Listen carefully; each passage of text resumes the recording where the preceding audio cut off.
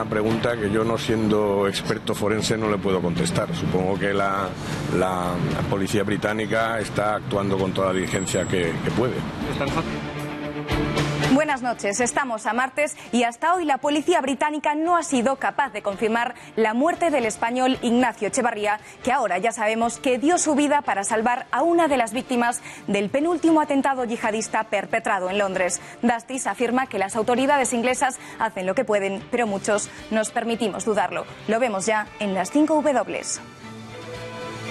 Y es que ya se ha identificado a los 3 asesinos musulmanes que nuevamente, en nombre de Alá, sembraron el terror del pasado sábado en la capital británica. El tercero de ellos es un ítalo-marroquí que fue detenido hace pocos meses en Bolonia, tratando de volar a Turquía para unirse al Estado Islámico en el frente sirio. ¿Qué hacía en libertad? Han tardado 3 días las autoridades en identificar a los asesinos musulmanes. Además, se podrían cumplir los peores presagios si se confirmara, después de que la policía española hiciese llegar a Scotland Yard las huellas de Echevarría, que nuestro compatriota es uno de los asesinados. Hasta hoy, la policía inglesa se ha mostrado absolutamente incapaz de dar ese mínimo y legítimo consuelo a los familiares que desconocen el destino de sus seres queridos. A la vez, se siguen conociendo detalles de las vidas de los 3 asesinos musulmanes y todos ellos habían manifestado de alguna forma su radicalismo. Aún así, todos ellos gozaban de la más absoluta libertad. Estaban siendo investigados por la policía. Scotland Yard los tenía censados como elementos peligrosos y los jueces los pusieron en libertad, y a uno de ellos, con antecedentes, se le contrató en el metro de Londres, permitiéndole acceder a datos de alto valor logístico, puesto que la estación del suburbano en la que trabajaba era nada menos que la de Westminster. Nadie tomó, por tanto, la más mínima medida preventiva sobre estos 3 asesinos musulmanes que finalmente acabaron materializando con toda evidencia lo que cabía sospechar de ellos, pero nadie tuvo el valor de aplicar las medidas policiales básicas para impedir la matanza. Editorial con Eduardo García Serrano.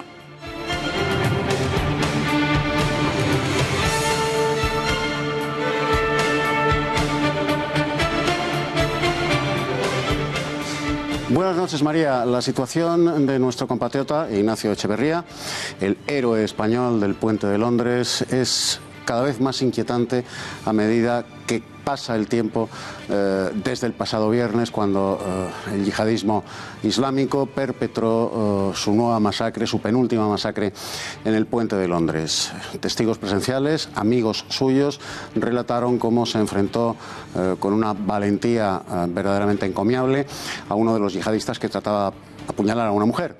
Por cierto, estos amigos le abandonaron a su suerte y lo último que han podido relatar de él es que quedó tendido sobre la acera del puente. Bien, esta tarde, OK Diario, a primera hora de la tarde, OK Diario publicaba la información de que finalmente el cadáver de Ignacio Echevarría había aparecido en una de las morgues de Londres. Nos hemos puesto en contacto en Intereconomía con el Ministerio de Asuntos Exteriores y con la familia de Ignacio Echevarría, y ninguno de los dos ha confirmado tal extremo, la muerte de Ignacio Echevarría. El Ministerio del Interior, con ese lenguaje diplomático que a veces resulta irritante, ni confirma ni desmiente, no aporta ningún dato más, ni siquiera confirma que se sigue ignorando el paradero de Ignacio Echevarría. Uno de los hermanos de Ignacio Echevarría nos ha confirmado que la policía británica les ha pedido de 24 a 48 horas más para poder aportar datos fehacientes sobre el destino final, el paradero final de Ignacio Echevarría. Hoy nosotros en Intereconomía deseamos más que nunca que nuestros colegas se hayan equivocado y que el cadáver de Ignacio Echevarría no haya finalmente aparecido, porque eso deja abierta una puerta a la esperanza de su familia y del resto de sus compatriotas españoles.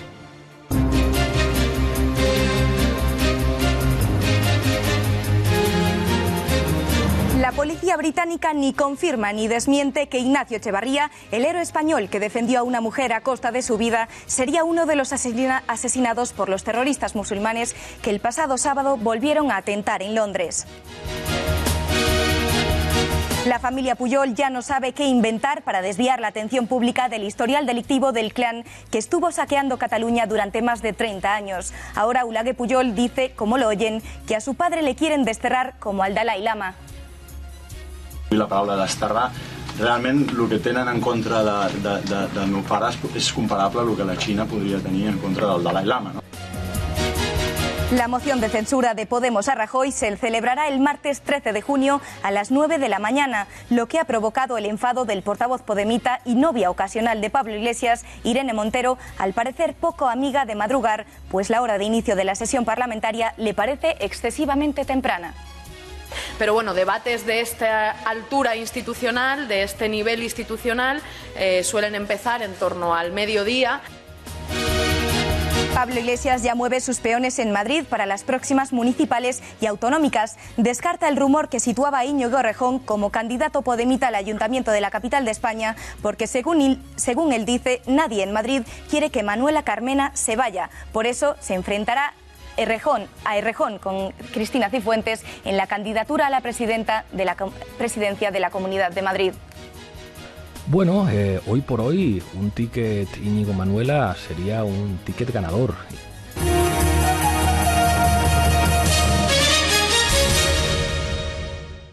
La moción de censura de Podemos contra Mariano Rajoy ya tiene fecha y hora. Será tal y como ha decidido la presidenta del Congreso, Ana Pastor, el día 13 de junio a las 9 de la mañana. La formación morada acusa al Congreso de no tomarse en serio su moción, quizá porque está perdida de antemano.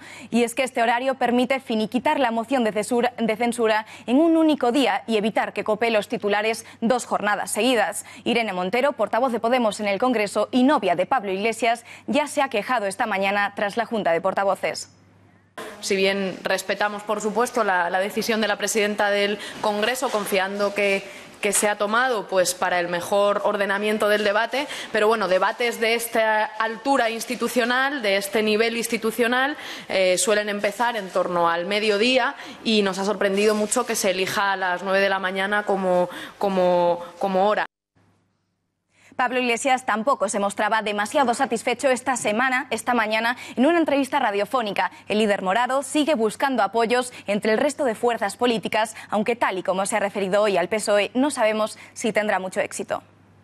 Y nos hubiera gustado, bueno, pues que el Partido Socialista esté haciendo oposición. Mi sensación es que todavía sigue en una situación interna y creo que la situación del país es lo suficientemente grave como para no poner delante de los intereses de España las situaciones internas de los diferentes partidos. Pero esperamos que después de que vean cómo se hace oposición al Partido Popular, pues que se incorporen y que incluso, bueno, pues asuman que la próxima moción de censura la tienen que presentar ellos y que nosotros no tenemos ningún problema en apoyarlas.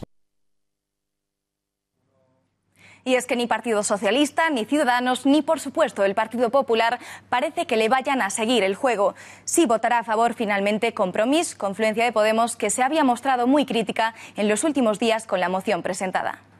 Desde Compromís reiterar que a pesar de alguna manifestación desafortunada, nosotros la semana que viene votaremos afirmativamente la moción de censura. Como saben, nosotros vamos a apoyar la moción de censura. Consideramos que es una moción que no tiene mucho sentido porque no tiene ningún apoyo. Creemos que no era el momento, sin duda, de presentar una moción de censura que está más dentro de esa política de circo y de espectáculo. Que no existen condiciones objetivas para realizar una moción de censura y mucho menos para que el señor Iglesias quiera ser presidente en vez del presidente después de lo que le han dicho la mayoría de los grupos. Es verdad que todavía no sabemos qué es lo que le va a decir el PSOE. Eduardo, ni a Pablo Iglesias ni a Irene Montero les gusta la agenda de la moción. ¿Por qué crees que puede ser? Hombre, porque hay que madrugar y eso es duro. De Irene Montero sabemos pocas cosas. Lo imprescindible, porque tampoco hay mucho más en su currículum.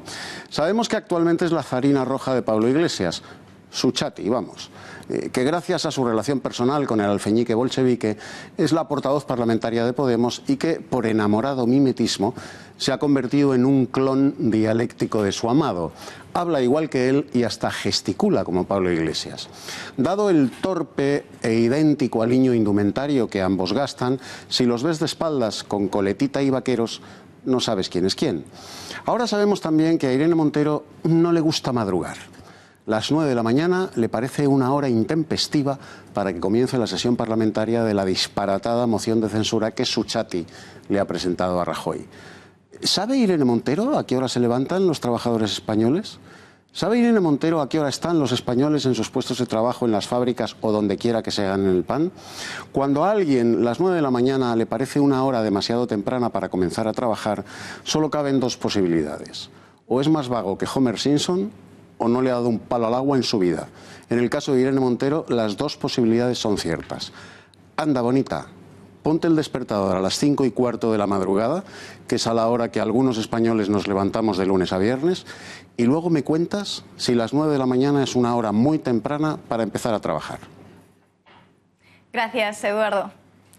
La excusa de Iglesias para esa moción es la corrupción del Partido Popular y precisamente este martes hemos conocido que se ha disparado la preocupación de los españoles por la corrupción según la nueva entrega del CIS. La preocupación de los españoles por la corrupción política tras el caso Lezo ya es uno de los principales problemas para el 54,3% de los ciudadanos, 12,3 puntos más que el mes anterior. El paro sigue siendo, sin embargo, el segundo problema citado por los españoles que continúan viendo el paro como su principal preocupación, mencionada por el 71,3%, porcentaje ligeramente superior al 69,6% del mes anterior. Y sobre la financiación del Partido Popular y en concreto sobre la comisión que la va a investigar en el Congreso, ha hablado esta mañana Rafael Hernando, el portavoz popular, ha insistido en advertir de que responderá con las fórmulas que sean necesarias, incluida la judicial, a lo que considera un intento de linchamiento de los demás partidos. Y me parece que es lógico y normal que utilice los recursos y los procedimientos existentes para establecer cierto orden ante el caos de lo que algunos quieren hacer en esa comisión. E insisto, el proceso de linchamiento contra el Partido Popular. Pero no solo en el Congreso va a responder el Partido Popular a esta comisión. De hecho, ya lo han hecho en el Senado en forma de otra comisión. Este mediodía se ha constituido en la Cámara Alta la mesa de esa comisión para examinar la financiación de todos los partidos, en la que el Partido Popular, que tiene la mayoría absoluta de senadores, no ha hecho ningún intento de pluralidad. Se ha quedado con la presidencia, la primera vicepresidencia y uno de los secretarios.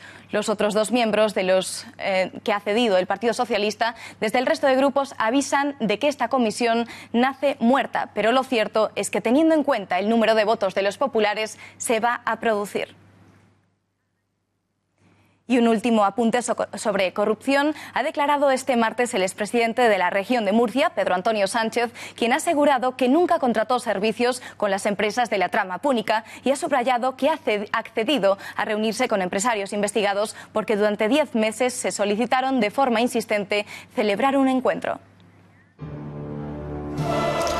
El expresidente de Murcia, Pedro Antonio Sánchez, ha negado que llegara a contratar ningún servicio de refutación en las redes sociales con los responsables de la trama púnica cuando era consejero de Educación en el año 2014.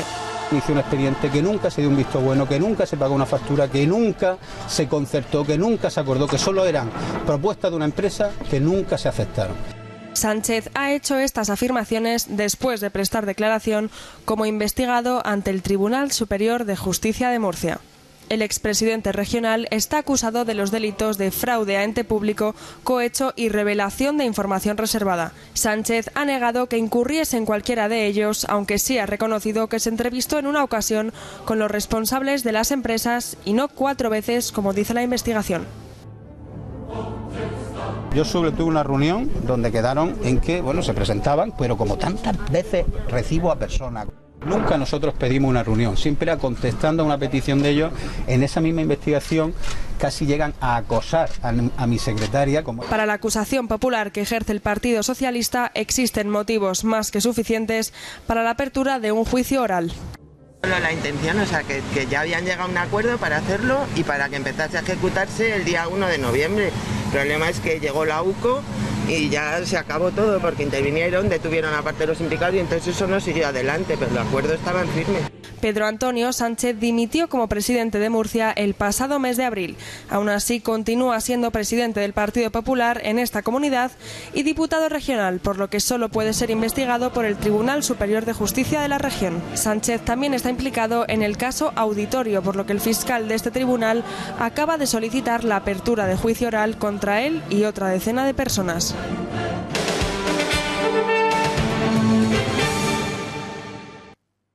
La gestora socialista, que ha dirigido el Partido Socialista desde el pasado mes de octubre, ha mantenido esta mañana su última reunión. Lo ha hecho con el equipo del secretario general electo, Pedro Sánchez, que sigue perfilando la ejecutiva que será elegida en el 39º Congreso General.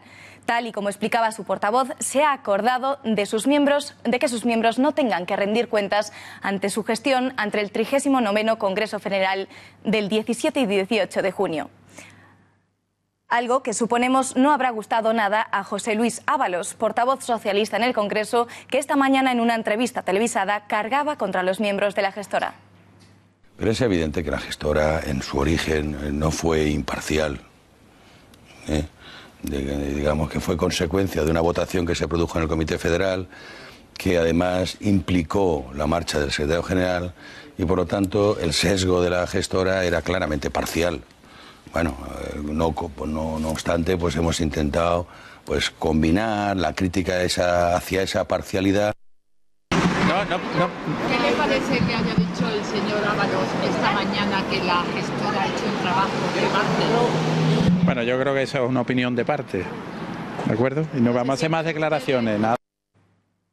Y Pedro Sánchez sigue dándole vueltas a su nueva ejecutiva. De momento ya se ha desvelado el misterio del puesto ofrecido a Patxi López, un puesto en la ejecutiva potente y fuerte para lidiar con la crisis separatista en Cataluña. El ofrecimiento tuvo lugar la semana pasada en un encuentro privado en Madrid, aunque de momento la respuesta del vasco sigue en el aire y la guarda con silencio. Y es que lo que dice Sánchez es que quiere un equipo de fieles que representen el proyecto político que ha vencido en las primarias y que no se repitan los errores del pasado. Lo que sí confirman fuentes socialistas cercanas al nuevo secretario general es que el nombre de las que podrían ser las dos candidatas a la nueva presidencia del partido son dos mujeres, exministras, que encajarían en el perfil para dirigir el Partido Socialista tras el próximo congreso de este mes. ¿Quiénes son las elegidas? Laura Fernández Cañas, buenas noches. Buenas noches, María. Pues las elegidas, vamos a repasar y analizar los perfiles de estas dos candidatas, entre las que se debate Pedro Sánchez. Carmen Calvo decidió apoyar a Sánchez en las primarias. Dijo que no lo conocía desde hace mucho, aunque admitió que elaboraba estudios y dossiers para su candidatura, fundamentalmente en material de feminismo y cultura. Calvo fue consejera de Cultura en la Junta de Andalucía, ministra de Cultura y vicepresidenta del Congreso. Su origen andaluz llevó a muchos a situarla en una hipotética carrera contra Susana Díaz tras ser derrotada por Sánchez. Sin embargo, desde el entorno del secretario general niegan que esté pensando en apoyar una lista alternativa a la de la actual presidenta de Andalucía. Es precisamente la línea feminista y su defensa de la igualdad la que la posiciona en un lugar privilegiado de cara a la creación de una nueva ejecutiva socialista. Son muchos los que creen que dentro del entorno más íntimo de Sánchez quedaría una gran imagen como una presidenta de partido. Cristina Narbona, por el otro lado, ha sido uno de los apoyos fundamentales en las primarias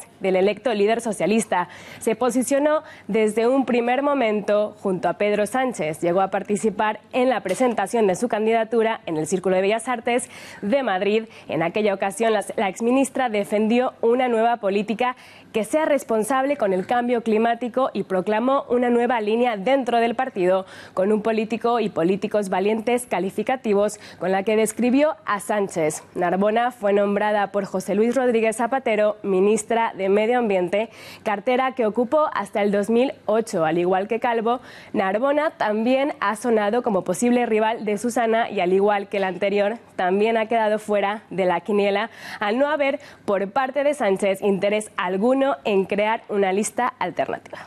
Muchas gracias, Laura. Pero es que Pedro Sánchez ya había pensado en alguien anteriormente para que ostentase el cargo de secretario general de los socialistas, alguien que rechazó el puesto. Ese alguien es el exministro Josep Borrell, que no es la primera vez que planta a Sánchez porque ya dijo no a ser el secretario económico del partido, un puesto de nueva creación al que Sánchez quería dar una relevancia especial en el nuevo organigrama político. La rival más castiza de Pedro Sánchez ha sido preguntada por las declaraciones de los dirigentes del Partido Socialista contrarios a incorporar varones regionales y dirigentes del PSOE andaluz en la futura Ejecutiva Federal, a lo que Susana Díaz ha contestado de forma irónica que todo lo que haga Sánchez le parece bien, que lo apoya y que lo respeta. Ay, yo no hablo ya de cuestiones orgánicas. Lo que haga Pedro saben que me parece bien, lo voy a apoyar, lo voy a respetar y ya está. Pero los cambios no son solo para el Partido Socialista. El líder de Podemos, Pablo Iglesias, también tiene nuevos planes para su partido. Tras la purga a los errejonistas y el paso a segundo plano de su anterior mano derecha, ahora Iglesias quiere que su fiel adversario, Íñigo Errejón, tenga un nuevo plan. El secretario general de la formación morada considera que Manuela Carmena junto a Errejón conforman un tándem perfecto y ganador para Madrid. Además, ha asegurado que este último tiene muchas posibilidades de ser el próximo presidente de la Comunidad de Madrid y que eso sería una gran noticia. Con respecto a Carmena, Pablo Iglesias cree que aún no ha hecho todo lo que tenía que hacer y que aún le quedan otros 4 años de mandato. Creo que tenemos que esforzarnos todos en que Manuela repita. No porque a nosotros nos interese como partido, sino porque creo que le interesa a Madrid y creo que Manuela necesita 4 años más para terminar lo que ha empezado y que a nosotros nos encanta. Bueno, hoy por hoy un ticket Íñigo Manuela sería un ticket ganador y aunque haya que hacer primarias todavía y habrá que decidir la militancia, los inscritos, quiénes son los candidatos, yo creo que Íñigo tiene muchas posibilidades de ser el próximo presidente de la Comunidad de Madrid y eso sería una magnífica noticia. Enfado monumental en los grupos de la oposición y en el entorno del preso político Leopoldo López porque el Ayuntamiento de Manuela Carmena no ha querido ceder una sala de prensa para ofrecer declaraciones a los medios de comunicación. La reunión llegó a alargarse más de hora y media, y el ayuntamiento se vio forzado a instalar un micrófono con toma de audio para los medios de comunicación. Sin embargo, sí hubo despliegue para la presentación de los semáforos gays que ha impuesto Manuela Carmena en Madrid o para acoger la conferencia separatista del presidente de la Generalitat, Carles Puigdemont, las pasadas semanas. Aquí se genera opinión, se genera forma de pensar para toda Hispanoamérica. Y para nosotros era muy importante pues, que el ayuntamiento y la alcaldesa de Madrid pues, se pronunciase contundentemente a favor de las libertades, la democracia, la justicia en Venezuela. Cambios y decisiones que cada vez ponen más descontentos a los votantes de Podemos, como veíamos ayer en las encuestas donde la formación morada perdía hasta 10 escaños frente a los demás partidos. Sin embargo, su secretario general, Pablo Iglesias, se muestra muy tranquilo al tiempo que pide prudencia y asegura que el tiempo le dará la razón. En el último año y medio yo he visto muchas cosas en las encuestas. He visto encuestas que nos hundían, he visto encuestas que nos ponían mucho más arriba de lo que después lográbamos estar. He visto lo que ha ocurrido en Reino Unido, lo que ha ocurrido en Colombia, en Estados Unidos. Creo que hay que ser prudentes y que la mejor encuesta es cuando los ciudadanos votan. Queda tiempo todavía para que los ciudadanos vuelvan a las urnas en el conjunto de España. Estamos hablando de 2019 con las elecciones municipales y las elecciones autonómicas. Veremos, los ciudadanos nos colocarán a cada uno donde nos correspondan y debo decir que estoy muy tranquilo al respecto. Conocíamos a Gemma Gil cuando se unía a Podemos en el Congreso de Vistralegre 2. Gil es esposa de uno de los trabajadores afectados por el cierre de la embotelladora de Coca-Cola en Fuenlabrada y se define a sí misma como una espartana que lucha por los derechos de los trabajadores y por el pan de sus hijos. La próxima semana, el día 12 de junio, se cumplirá 1 año y medio desde que la espartana cogió una baja por depresión de su puesto de trabajo, pero compagina su baja por depresión mientras posa desnuda en la revista Interview, como están viendo. Eduardo, debe estar muy triste, a ver si con lo que le van a pagar en Interview se pone un poco más contenta, ¿no? Yo no sé cómo le llaman la espartana. Las mujeres espartanas no se deprimían jamás, todo lo contrario.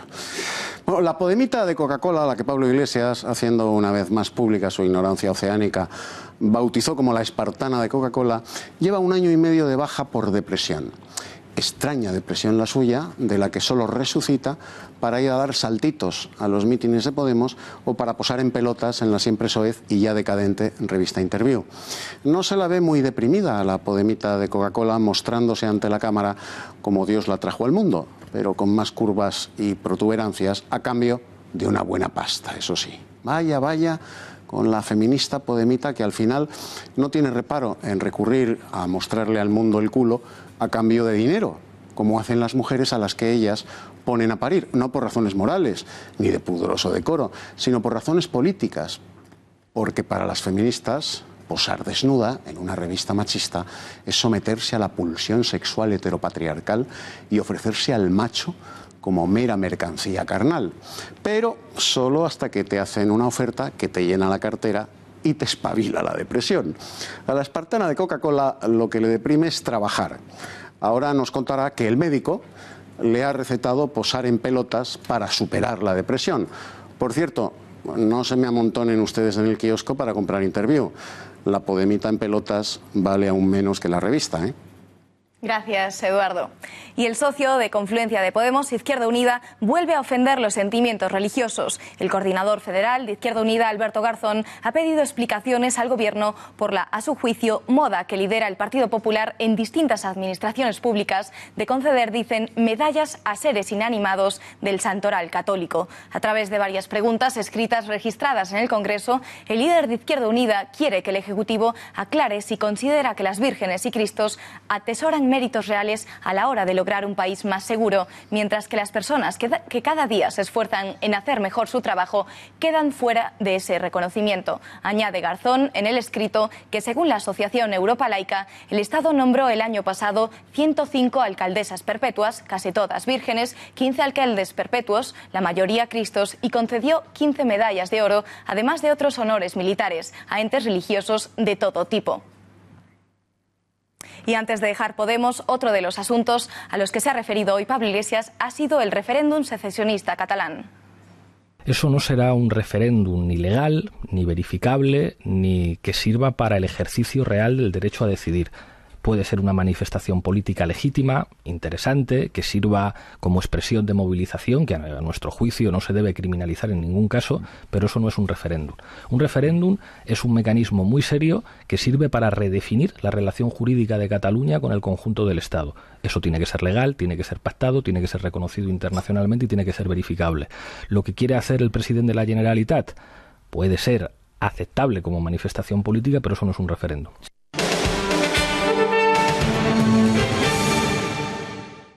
Y es que parece que Junts pel Sí no ceja en su empeño, aunque hay otro asunto que hoy ocupa más titulares referentes a esta unión de partidos independentistas, y es que tanto Junts pel Sí como los antisistema de la CUP han frenado con sus votos la iniciativa de la oposición para obligar al presidente catalán, Carles Puigdemont, a dar explicaciones por la supuesta corrupción de Gordó en el Parlamento.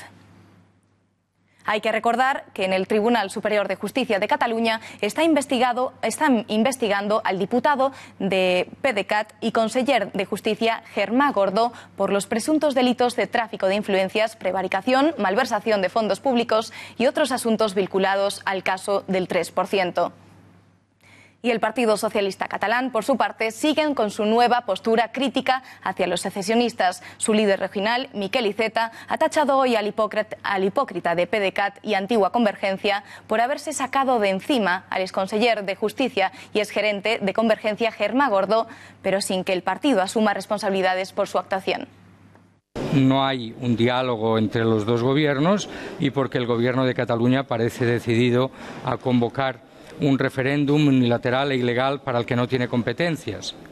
Le hemos explicado que nuestra visión, lo más urgente sería restablecer el diálogo entre los gobiernos. Y un último apunte antes de dejar Cataluña. Escuchen la sorprendente comparación que hace uno de los hijos de Jordi Pujol y Marta Ferrusola entre su padre y uno de los importantes líderes espirituales del mundo. Han desacreditat el nom del meu pare, i és així. Bueno, se l'ha volgut desterrar. Inclús podríem fer servir la paraula desterrar realment el que tenen en contra del meu pare és comparable al que la Xina podria tenir en contra del Dalai Lama, no? La Xina l'han desterrat, l'han tret al país, i el meu pare l'han desterrat internament.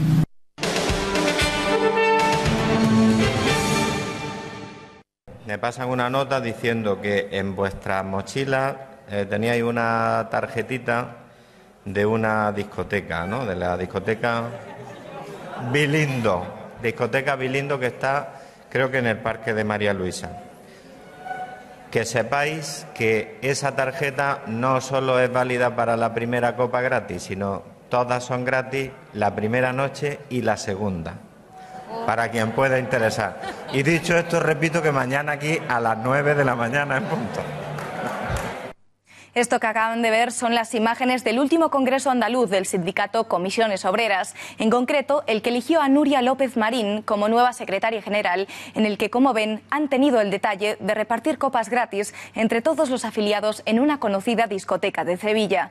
Tras una ardua jornada de debate, el portavoz del sindicato tomó la palabra para informar a los presentes de que en sus mochilas encontrarían vales no para una copa gratis, sino para todas las copas gratis que quisieran beber en la discoteca Bilindo.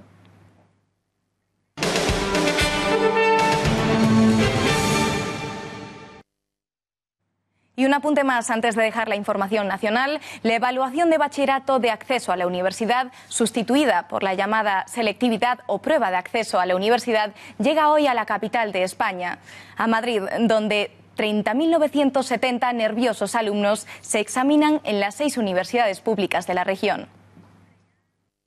Es la nueva selectividad, cambia este año, aunque es muy parecida a la anterior, y muy similares las imágenes de los alumnos. Repaso de última hora y muchos nervios.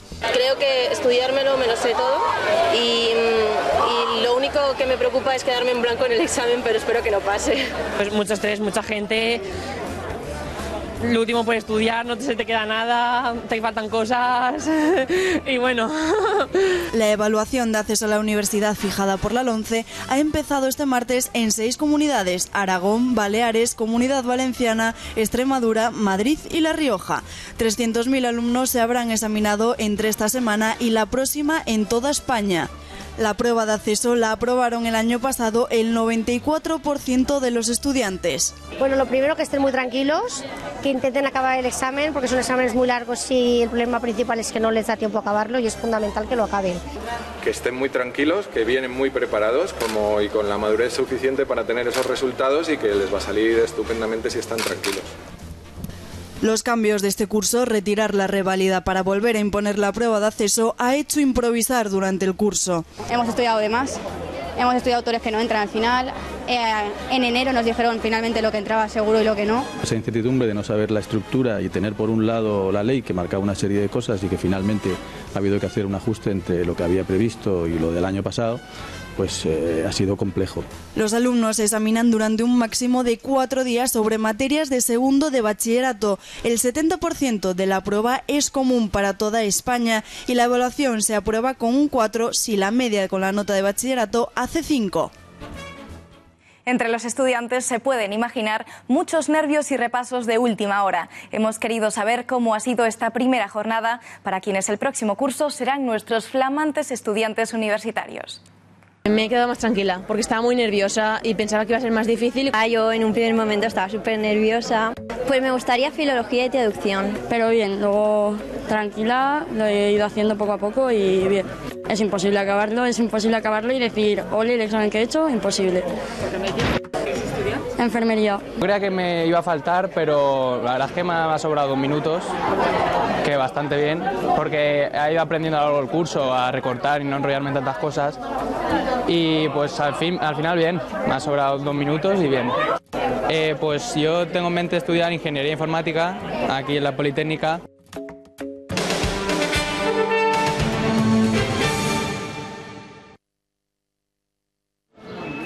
En página internacional, esta tarde se han registrado un nuevo ataque en Europa, concretamente en París. Testigos aseguraban haber oído disparos cerca de la Catedral de Notre Dame. Pepe García Saavedra, buenas noches. Ya vamos teniendo más detalles del suceso, ¿no es así? Muy buenas noches, María. Pues un hombre ha atacado a un agente de policía en Notre Dame al grito de "esto es por Siria". Le ha dado con un martillo en la cabeza. Las últimas informaciones sobre su estado de salud es que sus heridas no revisten especial gravedad. La policía, después de este ataque, abatió al presunto terrorista y ha sido trasladado en estos momentos a un hospital de París. El ministro del Interior, Gerard Collomb, ha dicho que este individuo, además de portar el martillo, llevaba cuchillos largos y que portaba también una identificación que decía ser un estudiante de origen argelino, algo que no se ha podido corroborar. Las primeras informaciones oficiales apuntan a que se trataría de un ataque terrorista y es precisamente la Fiscalía Antiterrorista la que va a llevar la investigación de este nuevo ataque. Gracias, Pepe. Y en cuanto al atentado terrorista del pasado sábado en Londres, ya están identificados los 3 asesinos musulmanes. El lunes pasado pusimos cara a los 2 primeros y este martes ya conocemos las identidades de los otros 2.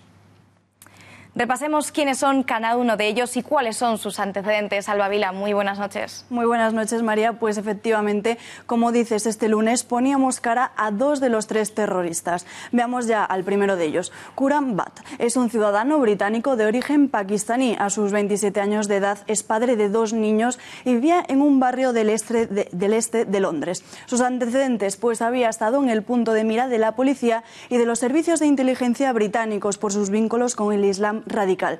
Y es que sus vecinos le acusaban de capturar a niños para convertirlos al Islam.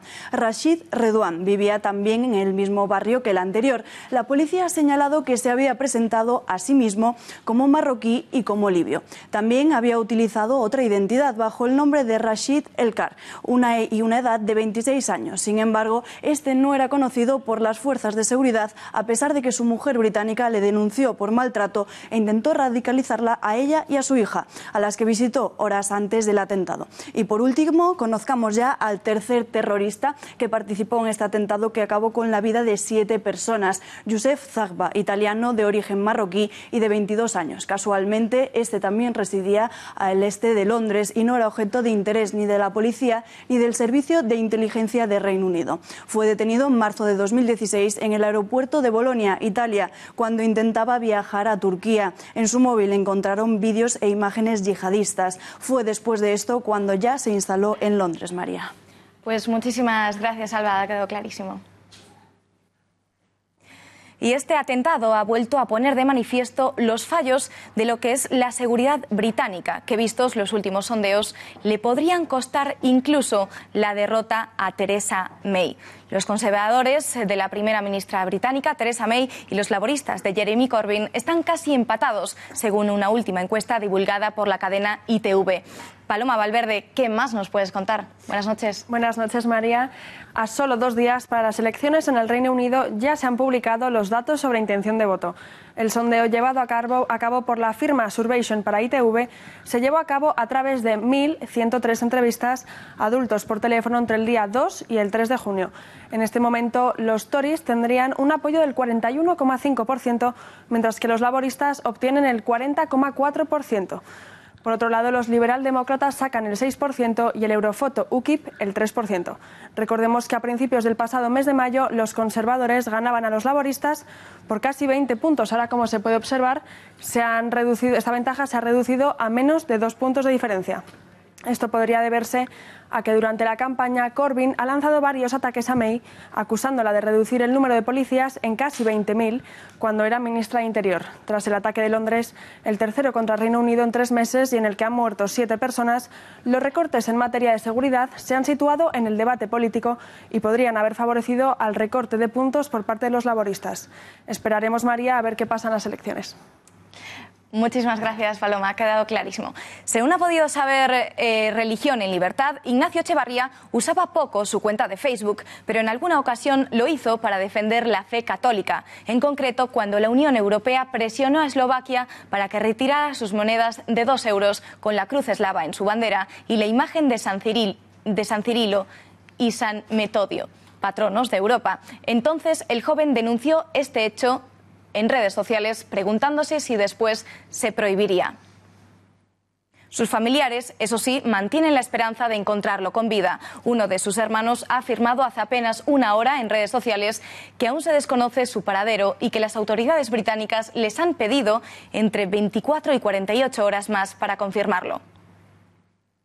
Para el ministro español de Exteriores, sin embargo, las autoridades de Reino Unido, que podrían tardar hasta 5 días en identificar a las víctimas, hacen lo que pueden de manera diligente. Esa es una pregunta que yo, no siendo experto forense, no le puedo contestar. Supongo que la policía británica está actuando con toda la diligencia que puede. Y en una última información relacionada con el ministro, ayer mismo Dastis afirmaba que pese a los atentados, España va a seguir acogiendo refugiados. De aquellos 140.000 refugiados teóricos, ahora apenas hay 20.000. 26.000 en el informe número 11, yo creo que ahora en el 12 han disminuido. Entonces, si uno aplica las proporciones aprobadas en 2015, desde luego el número de los que nos quedan por reubicar disminuye sustancialmente, significativamente, y yo confío en que los vamos a reubicar de aquí a finales de este año, que es lo que nos toca.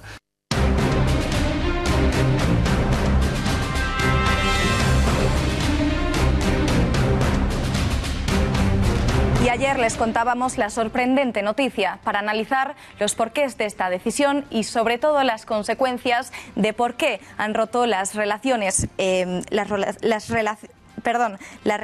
los países de Emiratos Árabes, de Egipto y Yemen con Arabia Saudí. Tenemos en nuestro plató a Bruno Navarro. Buenas noches, Bruno. Buenas noches. ¿Te ha sorprendido esta decisión?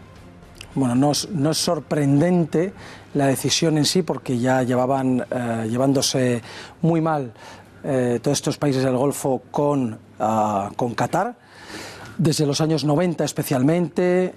A partir de 2011, las primaveras árabes, hubo un repunte de la tensión, y en 2014 se retiraron varios embajadores que lo tardaron varios meses en volver. Así que no es algo que sorprenda, pero desde luego es el más grave de los incidentes entre estas dos facciones, por así decirlo, dentro del Golfo. Antes de nada, Bruno, cuéntanos cuáles son las fuentes de poder de un país como es Qatar. El petróleo y el gas, como no puede ser de otra forma en el Golfo, en los países del Golfo. Hay dos peculiaridades que tiene Qatar que le hacen tremendamente diferente al resto.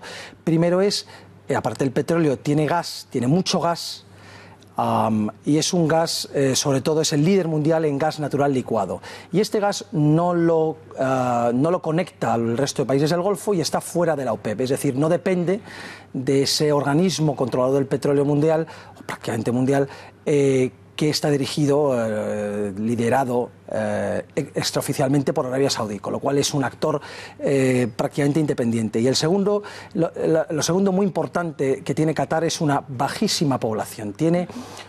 Se calcula en 2 millones de habitantes, porque hay muchas variables y no hay una cifra fija, pero 2 y pico millones de habitantes, de los cuales el 86% además son trabajadores extranjeros semiesclavizados.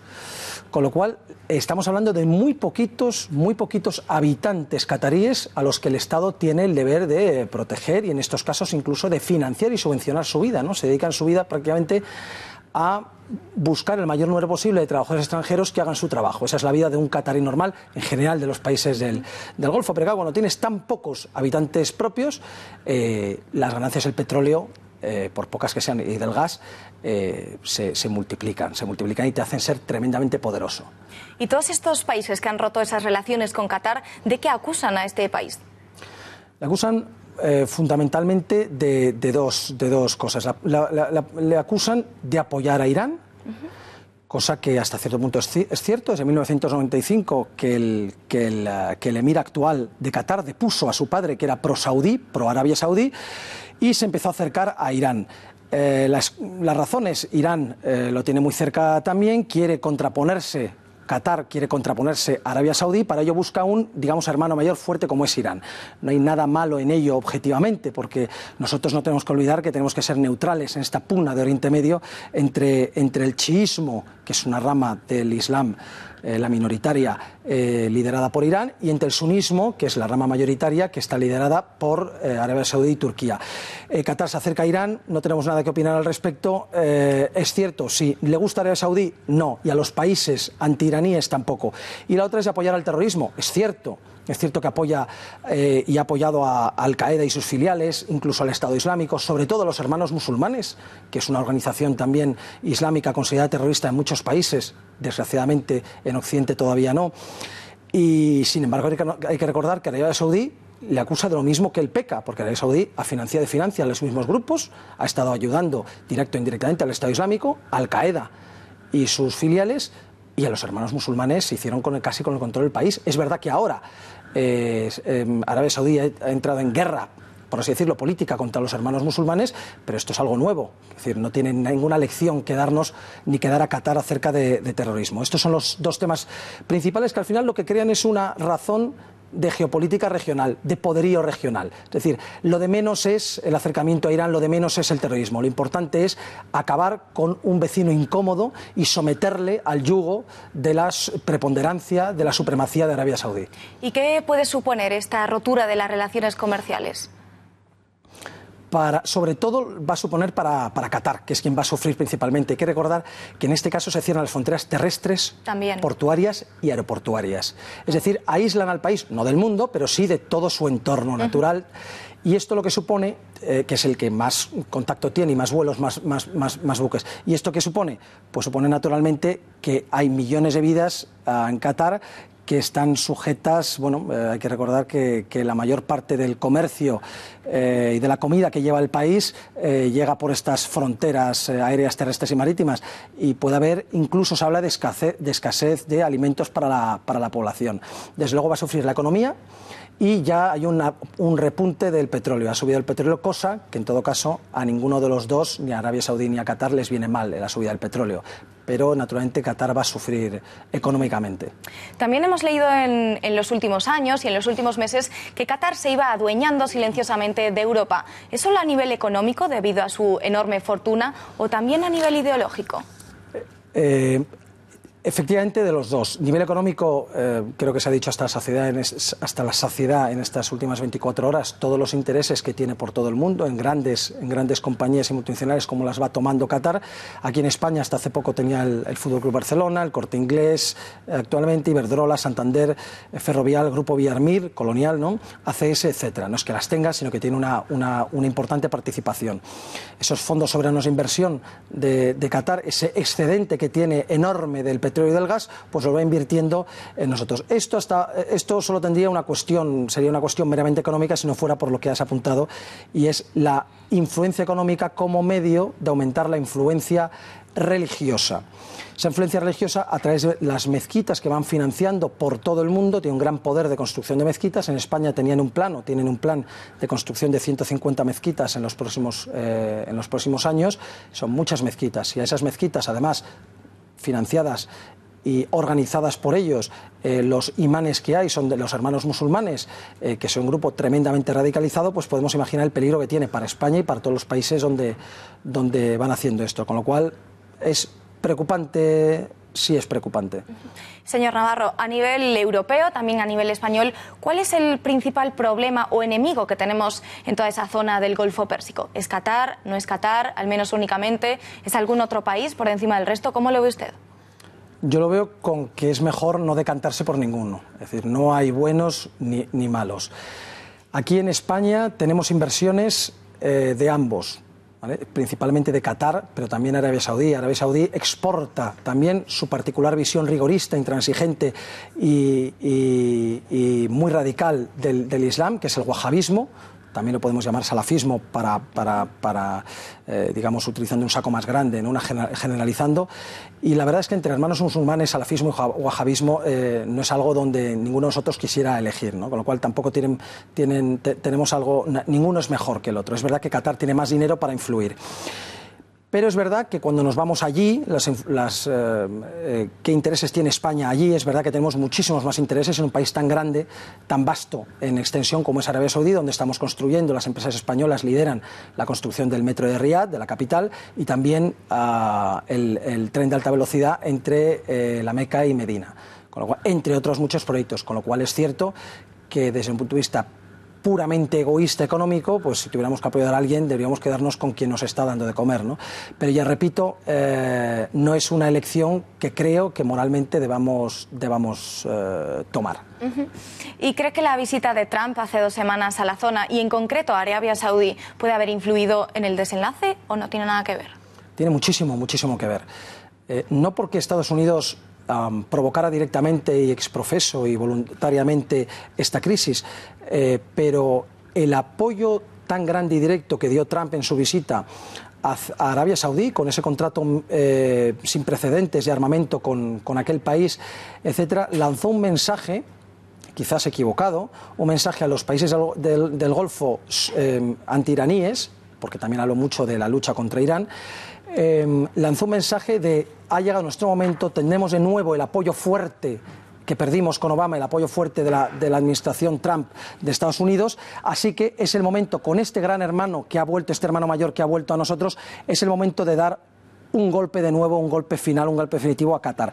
Y eso es lo que han hecho. De nuevo, repito, a pesar de que hoy Trump ha salido huyendo hacia adelante, asumiendo que sus palabras fueron el detonante y que las dijo exprofeso y que bueno, que Qatar es normal porque Qatar es un instigador de terrorismo, etcétera, etcétera. La realidad es que Estados Unidos no lo hizo a propósito, no está interesado, tiene la mayor base militar en Qatar, está la mayor base militar norteamericana en el Golfo.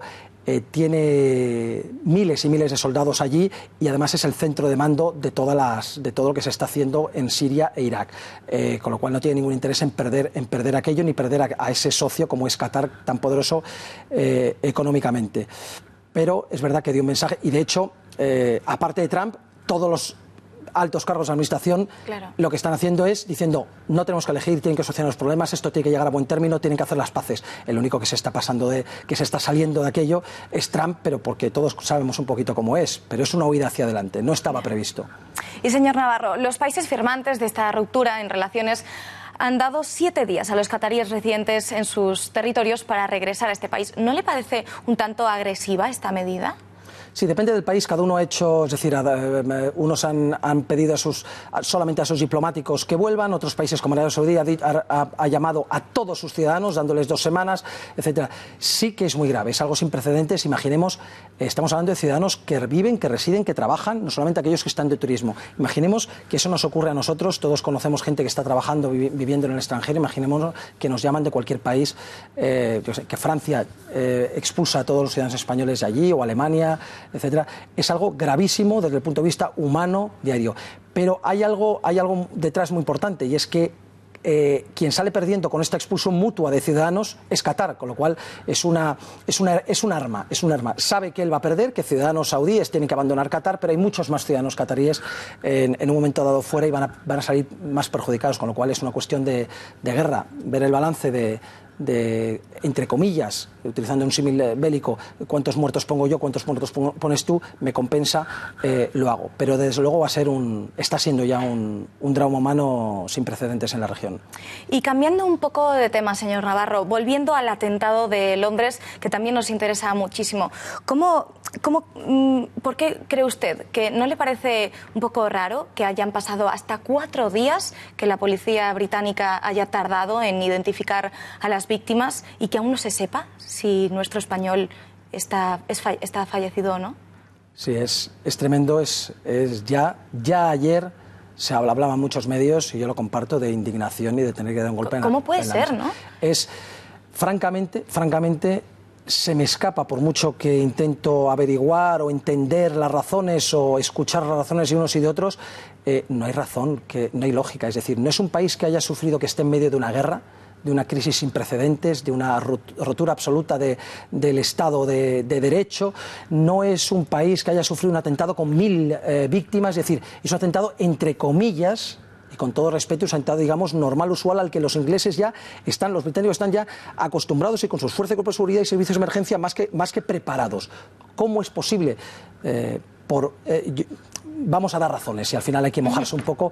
Primero, por un exceso de celo en la seguridad, cuando la seguridad hay que darla donde hay que darla, y luego hay que dar información donde hay que dar información, hay que buscar huellas que buscar, hay que buscar heridos, muertos, etcétera. No cerrar hospitales, no hacer... Es decir, el trabajo ese lo tenían que haber hecho antes para evitar el atentado. Una vez que el atentado ha ocurrido, se toman las medidas necesarias, pero no se puede actuar de una forma tan cerrada como lo han estado haciendo, al menos en los primeros días. Esto yo creo que es la causa primera. Y luego, desde luego, en segundo lugar, ya veremos de dónde, pero desde luego hay una incompetencia supina en manejar la crisis ya en cuestión de emergencias.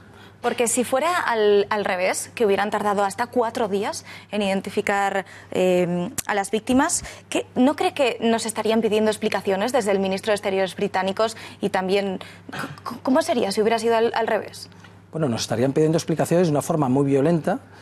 Por todos los medios públicos y privados, estaríamos muy presionados, seríamos el hazmerreír. Bueno, sería algo tremendo contra España. Y España, lo que ocurre también, todo hay que decirlo como crítica, es que no está quizás sabiendo actuar correctamente. Es verdad que hay que tener respeto por un país que está sufriendo una oleada de atentados, pero todo tiene un límite. Y en este caso Gran Bretaña lo ha superado con creces. La imagen que está dando la policía británica sin duda es muy mala, y de hecho hoy el Parlamento ha vuelto a decir que los policías no pueden patrullar armados. ¿Esto cómo se explica?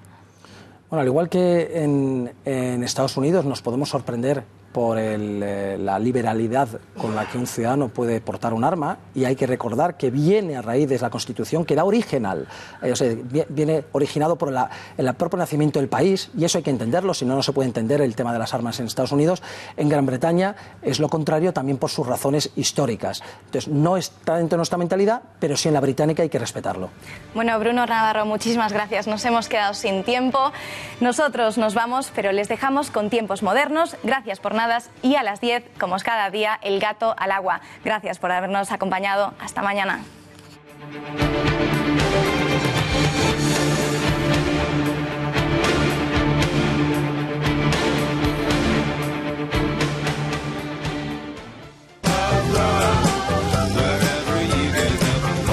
Soy María Jesús Barreñada, presidenta de Aredos Abogados, doctora en Derecho, abogada y abogada rural.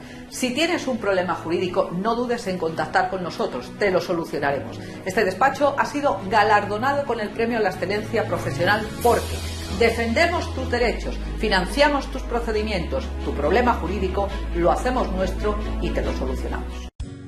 Solnatura es un centro de naturopatía, alimentación saludable y complementos alimenticios. Su misión es la de ayudar a las personas a obtener calidad de vida a través de pautas de alimentación correctas y complementos alimenticios de máxima calidad. Nuestra especialidad es la elaboración de programas de mejoramiento personalizados y enfocados a nutrir y fortalecer el organismo.